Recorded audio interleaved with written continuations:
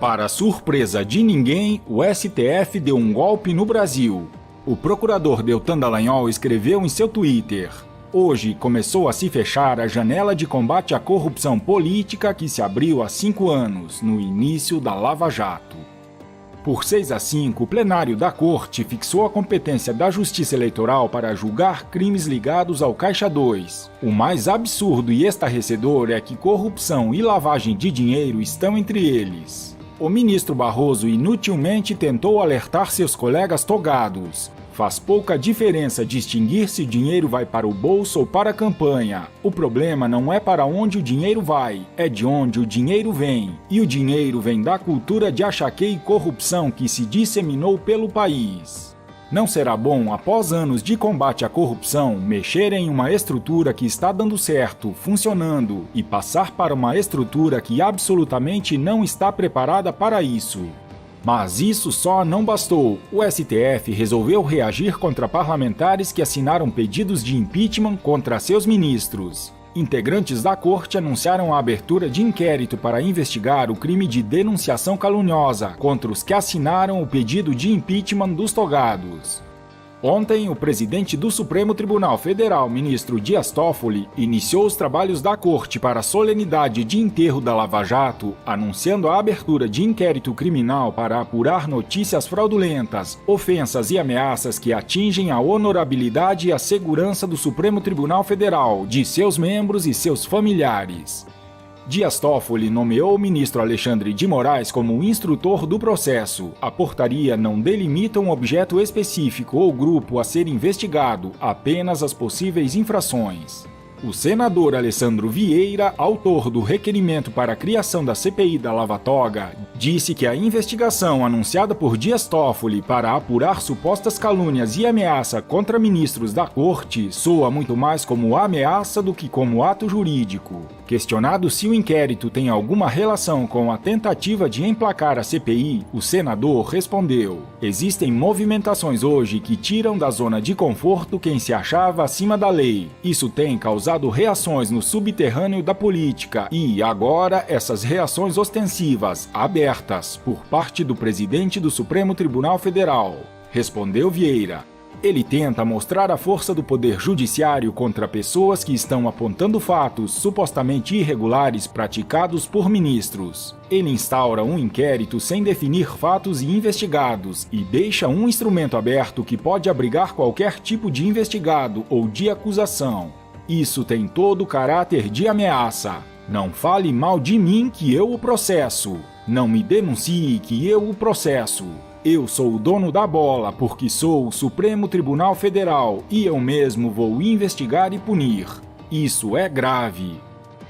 A boa notícia é que ontem à tarde o novo requerimento para a criação da CPI da Lava Toga alcançou as 27 assinaturas necessárias para ser apresentada ao Senado.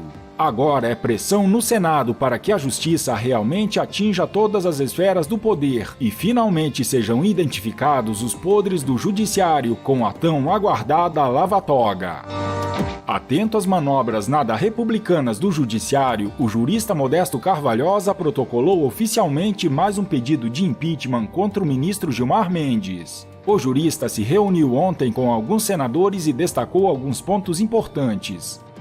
O impeachment do ministro Gilmar Mendes é um pleito, um requerimento, e mais do que isso, é uma necessidade de redenção da honra do povo brasileiro. O povo brasileiro está sendo desonrado e achovalhado pelas decisões de Gilmar, porque ele usa, inclusive, das sessões plenárias para achincalhar, xingar e ofender a cidadania. O pedido de impeachment do ministro Gilmar é uma questão nacional. Não existe questão maior do que esta. O brasileiro considera Gilmar Mendes o inimigo público número 1 do país, declarou o jurista.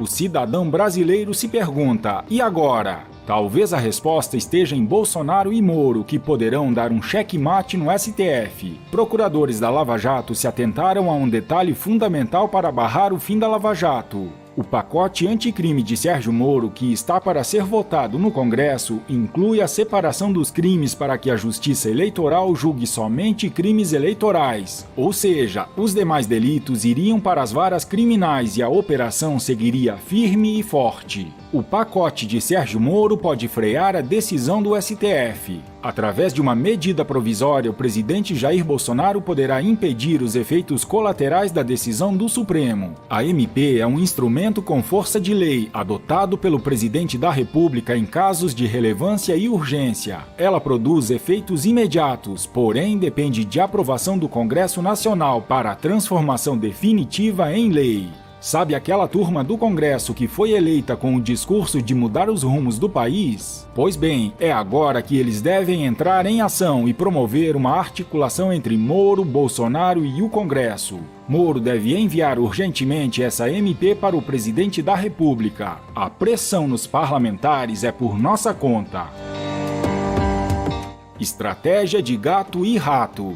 Sérgio Moro retirou do pacote anticrime o Caixa 2 e o apresentou num projeto separado para que seja discutido juntamente com o pacote. Dessa forma, os parlamentares terão que mostrar a cara ao votarem se irão transformar esse tipo de financiamento de campanha, que já é crime eleitoral, em crime do Código Penal, endurecendo a pena. A possibilidade de passar é alta porque nenhum congressista quer ter seu nome aliado à defesa do Caixa 2. Só quem votará contra é a esquerda, por questões óbvias. Sabendo disso, o que o STF faz? Resolve que a Justiça Eleitoral é quem deve julgar os casos de corrupção, e não mais a Justiça Federal. Entenderam? Já que não dará mais para amenizar o crime, querem controlar quem julgará os criminosos. Fazem tudo para deixar as coisas como estão. E tem muito sabichão compartilhando que Sérgio Moro mudou de opinião e retirou o Caixa 2 do pacote anticrime porque não acha mais tão grave quanto a corrupção. Ô sabichão, vê se aprende com o gato e não com os ratos. Falando em Sérgio Moro, por lidar com os maiores bandidos da face da terra, o ministro sabe exatamente como pensam e agem os criminosos e está sempre um passo adiante. No desdobramento do caso Marielle, enquanto a esquerda e a mídia esperneiam e jogam baixo tentando ligar os assassinos da vereadora ao presidente da República, Moro consegue enxergar algo que vai muito além da esquerda e da direita. Encontraram armas, muitas armas, carros importados, mansões e explosivos. A polícia foi brilhante e revelou detalhes sobre as investigações, como o rastreamento nos rastros digitais no celular do assassino, que pesquisou a agenda da vítima 5 meses antes da morte, e que pesquisou também a vida de Marcelo Freixo, além do interventor militar General Braga Neto. O assassino estava contra o PSOL e contra os militares. Ao tomar conhecimento desses fatos, Sérgio Moro ofereceu delação premiada aos 2 presos por matar Marielle, pois sabe que através desses assassinos poderá se iniciar uma gigantesca operação que revelará o funcionamento desse sistema paralelo que comanda o tráfico de drogas, de armas e destrói a reputação do Brasil diante do mundo. Se fechada, esta delação pode desmontar um aparato muito maior do que estamos conseguindo ver. Vai além de polícia e bandido, ou direita e esquerda. Existe um terceiro poder que tem facilidade de transitar em ambos os lados.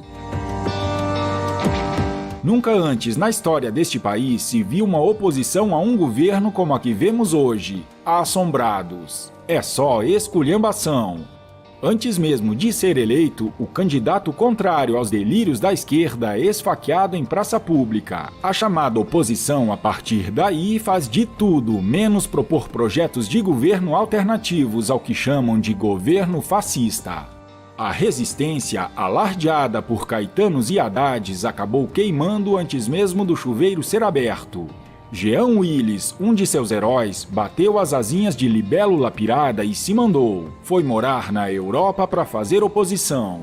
Outros, como a filósofa Márcia Tilbury, ameaçam fazer o mesmo, como se alguém fosse sentir sua falta. Outro, Zé de Abreu, se juntou a Fábio Assunção para, seguindo orientação de Lula, ter a brilhante ideia de se autoproclamar presidente do Brasil. Cópia enviesada de Juan Guaidó, da Venezuela, que, ao menos em teoria, nada tem a ver com a esquerda. Na esquerda, de útil ou proveitoso não se vê nada.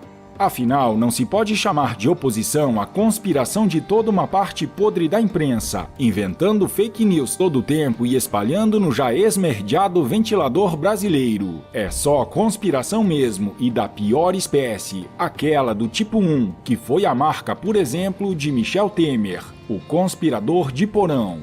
Ou a tentativa fracassada da jornalista do Estadão que viu seu áudio esculhambando Bolsonaro divulgado.